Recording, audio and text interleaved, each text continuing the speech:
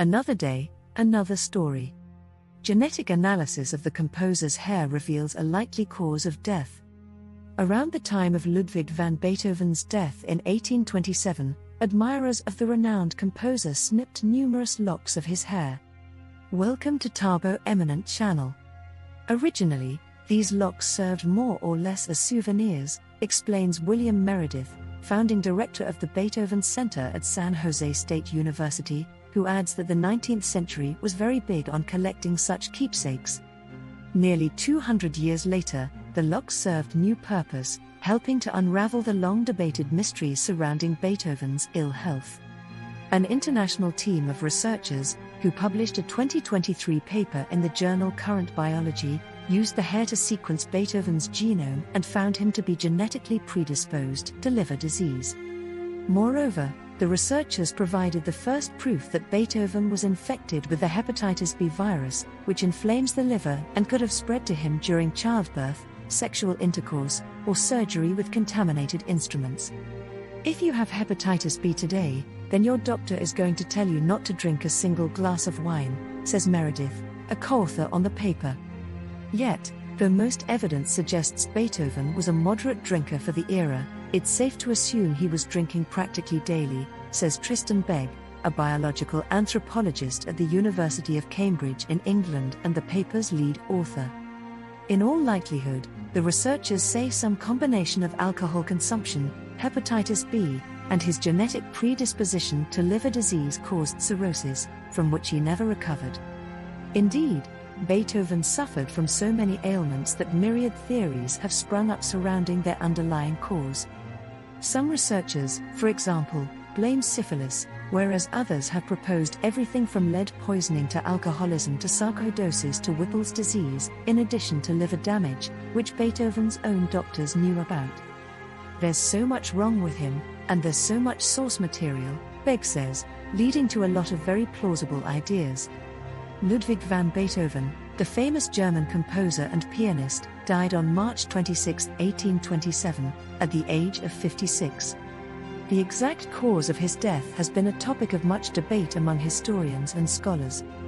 Beethoven's health had been declining for several years before his death. He suffered from a variety of health issues, including digestive problems, severe abdominal pain, and cirrhosis of the liver. In the days leading up to his death, his condition worsened, and he was in significant distress. Some historians believe that he may have died from complications of cirrhosis, which could have been caused by excessive alcohol consumption or other factors. However, more recent studies have suggested that Beethoven's symptoms and the progression of his illness might have been consistent with lead poisoning. High levels of lead were found in strands of Beethoven's hair when tested in modern times. Lead poisoning could have been a result of his exposure to lead-contaminated wine, lead-based treatments for various ailments, or other environmental sources. While the exact cause of Beethoven's death remains uncertain, what is clear is that he left behind a lasting legacy with his remarkable compositions, and he is widely regarded as one of the greatest composers in the history of classical music. In the bustling city of Vienna, amidst the 19th century classical music scene, there lived a brilliant but tormented composer named Friedrich. Much like Beethoven, Friedrich was a musical prodigy, composing symphonies that stirred the souls of those who listened. However, he, too, was plagued by mysterious ailments, his body weakening even as his musical genius soared. Friedrich was fascinated by the life of Beethoven, the legendary composer who had once graced the same streets and concert halls of Vienna. He delved deep into the archives, studying Beethoven's compositions and personal letters. One day, while exploring an old bookstore, Friedrich stumbled upon a dusty manuscript hidden among forgotten scores. It was a letter, allegedly written by Beethoven himself, but never before seen or authenticated. The letter spoke of a secret, a hidden composition that held the power to heal the world. Beethoven, it seemed, had discovered a melody so profound that it could mend hearts and souls. But this melody came at a cost, a curse that had afflicted Beethoven with a mysterious illness, ultimately leading to his demise. Intrigued and desperate to unlock the secrets of this hidden composition, Friedrich embarked on a quest. Guided by the cryptic clues in Beethoven's letter, he journeyed through Europe, seeking the lost notes that held the key to both musical brilliance and an unsolved mystery. As Friedrich traversed cities and mountains, he encountered enigmatic musicians, each possessing a fragment of the secret melody. Along the way, he faced challenges that tested his determination and resolve. With each piece of the melody he collected, Friedrich felt an inexplicable connection to Beethoven, as if the great composer's spirit guided him. But as he gathered the final notes, Friedrich began to experience the same mysterious ailments that had plagued Beethoven. His hands trembled, and his vision blurred, yet his passion for music and the pursuit of the truth kept him going.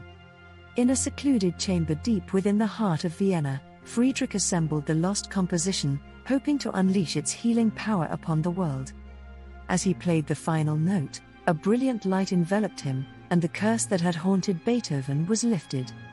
Friedrich's ailments vanished, replaced by a profound sense of peace and fulfillment. The melody, now complete, resonated through the city, touching the hearts of all who heard it. People found solace in its harmonies, and the world was forever changed by the healing power of music. In the end, Friedrich realized that the true legacy of Beethoven was not just his compositions but the enduring belief in the transformative power of music. He returned to Vienna, his body and spirit rejuvenated, carrying with him the tale of the hidden composition and the remarkable journey that had brought him to its discovery. And so, the story of Friedrich, inspired by the life and mysterious death of Beethoven, became a legend, a testament to the enduring magic of music and the unyielding spirit of those who dared to chase after the secrets of the soul. Beethoven developed medical problems in his 20s. Born in 1770 in Bonn, Germany, Beethoven pushed European music from the so-called classical period of Mozart and Haydn to the romantic period of Chopin and Wagner. Prior to him, the point of music was merely to please the listener, Meredith says, whereas Beethoven believed music can transform human beings through its power. By age 22, Beethoven had begun experiencing gastrointestinal symptoms, including abdominal pain and diarrhea, that would plague him for the rest of his life. He then started going deaf around age 26 or 27, which, though initially kept secret, prompted him to fall into a depression. In a letter to his brothers, discovered upon his death, he admitted to contemplating suicide, but felt he couldn't leave the world before producing all the works that I felt the urge to compose. In the same letter, he asked for his hearing loss to be described and publicized posthumously. Some of Beethoven's most lauded pieces, such as his Ninth Symphony, came after he had lost all, or nearly all, hearing. Death and autopsies. The beginning of the end for Beethoven came in December 1826, when he fell ill upon returning home to Vienna via carriage. Mostly bedridden thereafter with a fever, cough, shortage of breath, and splitting aches in his side, he also began spitting up blood. His abdomen swelled so badly that his doctors drained it of copious amounts of fluids.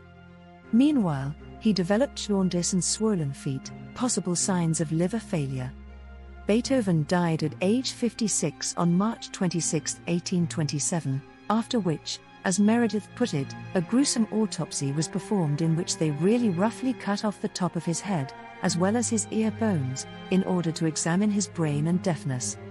In addition to the autopsy report, much is known about Beethoven's health from his letters, diaries and doctor's notes. Moreover, skeletal examinations were performed after his body was exhumed in 1863, to be moved to a new coffin, and again in 1888, to be moved to a new cemetery. Toxicological analyses of his hair and bones were also been done, though these samples were not always properly authenticated.